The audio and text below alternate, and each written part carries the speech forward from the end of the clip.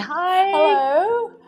I'm Michelle. Nice to meet you. I'm Angeline. Nice to meet you as well. Yeah. So nice to. So you just rushed here from I just rushed from clinic. Yes. Yeah. That's so right. What do you usually do at work? So I'm a dermatologist, dermatological surgeon as well. So usually on an average day, I see patients, so like young and old, like all age groups, head to toe. So practice dermatology, so that's like the science of treating the skin largely. That includes the hair and nails as well. Oh, so wow. I see people on a daily basis for their various skin concerns, hair concerns, and even nail concerns as well. Wow. Okay. So Anna, here you have 2 children. Yes, I do. Wow, Yes. how old are they? One is 2, turning to 3. The other one's 7. This year going to 8. Okay. Yes. Yes, around my kids' age as well. So Right. I have 4, 6, and 8 years old. Yeah. Yeah. That's a handful. I hate to ask this, but I get this asked to me a lot of times. How do you balance, Right. demanding work and motherhood? To some extent, I think you just find your way, right? To some extent. So, I think I had my first child when I was sort of like exiting residency. So that was like my last year in residency. Big exams looming. My kid was small, intrauterine growth retardation, so he was like 1 percentile on the growth chart. Oh, Right. So I think it was like a combination of stress and various other factors. But first child, didn't know what to expect, and over the progression of the pregnancy, as it falls down the growth charts, right, like from 75th to 50th to 10th to less than 1, it just suddenly dawns on you, like in your last month of pregnancy, that hey, this is risky, Yeah. And I still continued to work throughout that whole period of time until I think my gynae convinced me to go on sort of like bed rest leave for like, even though it's not really medically proven, for like 3 to 4 weeks. And we had an early delivery at 36 weeks for that reason. I still went to take my exams. So literally, like what week do you? at like 3.5 weeks post delivery, I dragged myself in to do my exit exams. So that's like literally during confinement. During confinement, I had a kid in for 1 week in NICU at that point of time. So he had to go. He had to go there because of respiratory distress, but he was fine after a week. I pressed on. I didn't want to sort of like wait another year to exit because it's only once a year. Okay. Just find your way and manage that. I think people thought I was like crazy, but I've always been able to sort of like multitask and cope and then just section my life like that. So went through that. And then my second one also came at the point of time when I was trying to finish my master's in Boston. So I literally remembered 1 year putting a baby sort of like less than 1 month old on the plane and flying to Boston with me as well. And like everybody on the flight were like, oh, the baby's so cute, she's so small. I bet you that they were all like, back at the mind, like crazy woman, right? Just like the baby's like tiny. Am I gonna get any sleep on this flight? She's got a I newborn. know. So I think like juggling sort of motherhood work is always challenging, but I think inherently I sort of like a very busy life. Like I've always been like it. So I thrive you under like pressure. having, Yeah, I actually would probably prefer that rather than sort of like having like too Such a much chill, time. too much time to to some yourself. extent. Yeah. I think that's good. It's always like if you have a purpose, if you have a why, then the busyness just doesn't seem to matter. You just find a way, isn't it? And time flies. Well, when you say you thrive under pressure, that says it all. Right. You can like, okay, I'm just gonna it has to be done. It has to be done. Exactly. That's good. That's amazing. So yeah, and you got great skin, and Thank of course you. you're You got a great skin too. dermatologist. Right. Thank you. I like to think so. And so yeah, I'm sure a lot of people would like to find out what's your skin routines like. So I keep things very simple. I think fundamentally I'm really a minimalist when it comes to self-care or skincare.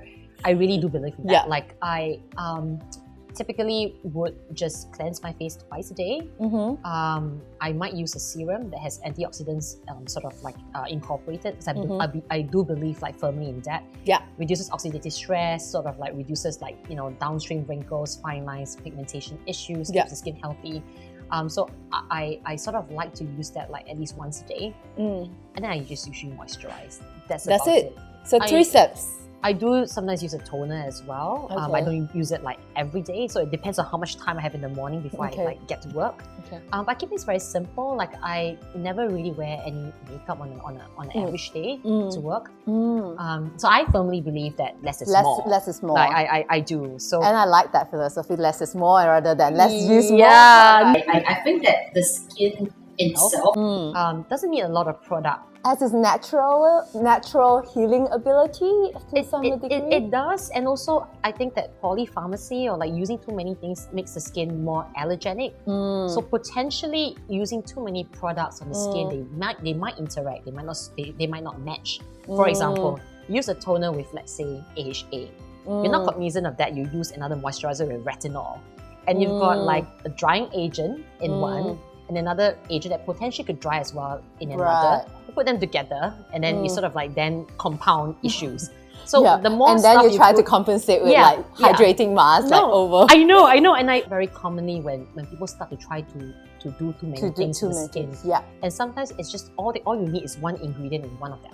Maybe a fragrance, maybe something else, and that sets off like the skin to be reactive or sensitive, and then you don't know where to stop, right? Because you don't really know what's causing the problem as well. There's so many. There's too many things. Now that you tell me like less is more, I'm feeling guilty.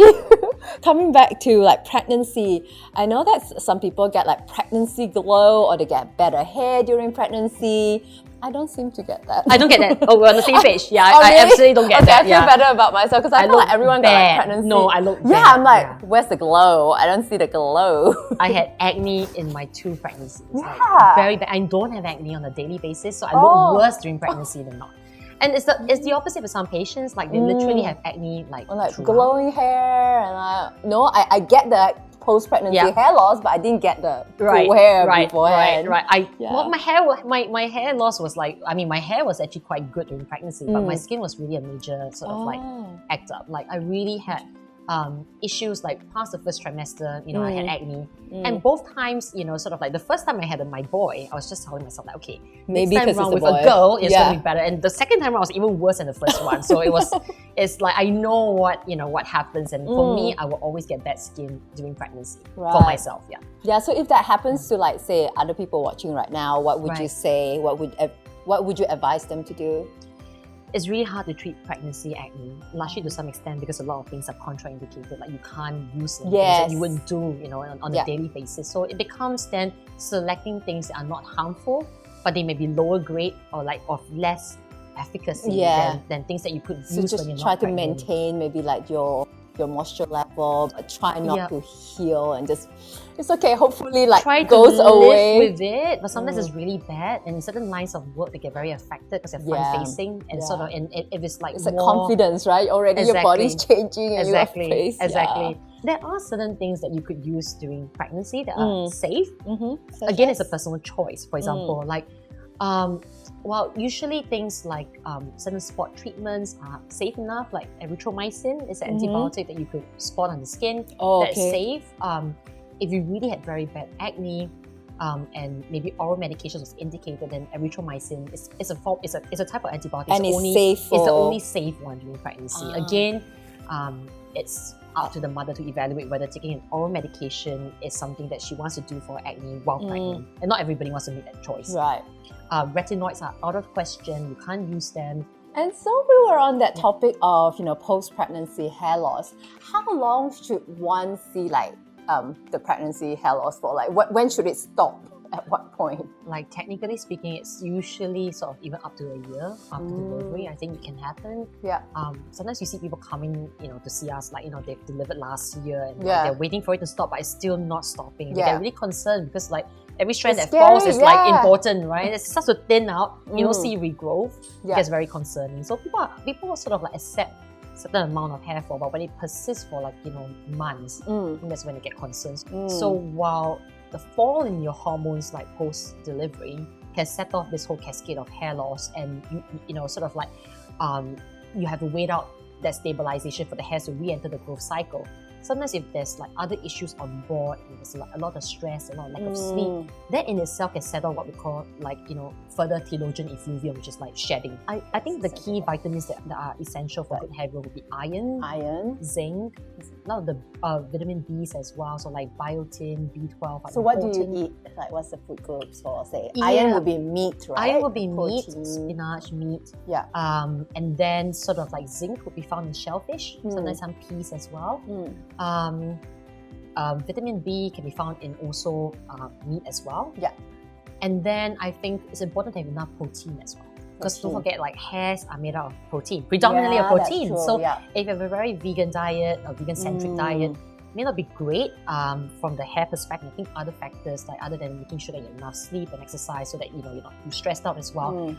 Do look at other sort of contributing factors. So sometimes women may have like androgenetic alopecia to begin with. What's that mean? Hormonal sort of age-related genetic type of hair loss, where that may be already pre-existing before the onset of postpartum hair loss. So that could compound the situation, and you might want to treat the issue as well, so that the secondary factors also address at the same time. Many times women have more than sort of one factor that's leading to hair loss. Yeah, and I see like a lot of people try to cure it with using like Antiloss shampoo and all that. Do you believe in those things? I think that shampoos are essential, but I don't think they stop hair loss per se. There's just not enough evidence that something that's like short contact in the scalp for so short period of time can actually improve like hair regrowth. So it's more important to choose the shampoo based on the state of your scalp health.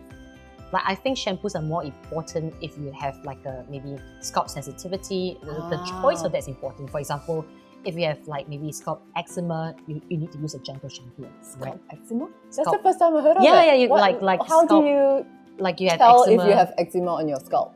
It's chronically itchy, it could be flaky, you have eczema elsewhere, and then sort of like you have that evaluated, the scalp looks red, close up you can see fine scale. So some people have like sensitive scalp types, so if they, for example, they color their hair, they dye their hair, it gets worse as well. That could be a contact allergy. Then you use something that's less harsh. That's right.